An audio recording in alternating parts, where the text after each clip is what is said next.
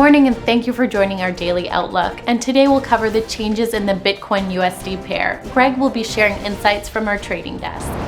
Bitcoin has gained 1.2% in the last 3 sessions. The CCI is losing steam and is currently neutral. The euro-dollar pair has fallen 0.1% in the last session. The MACD collapsed into negative territory. The sterling-dollar pair has added 0.4% in the last 3 sessions. The ultimate oscillator has shot up into the positive zone. The Aussie-dollar pair has gained 0.5% in the last 3 sessions. The stochastic RSI has plunged into the oversold area. Thank you for sharing with us. Now let's hear from our news department.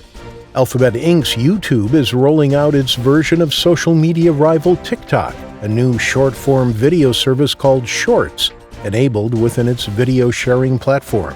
The British pound has headed higher this week after sliding 3.6% last week.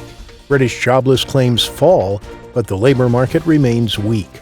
Crypto enthusiasts believe that the SEC's new rules aimed at regulating blockchain and crypto will act as a catalyst for mass adoption.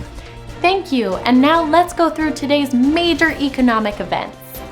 The Australian employment change will be released at 1:30 GMT, the Australian unemployment rate at 1:30 GMT, the Japanese BOJ interest rate decision at 2:30 GMT, the UK BOE interest rate decision at 1100 GMT, the US continuing jobless claims at 12:30 GMT, and the Japanese CPI at 23:30 GMT.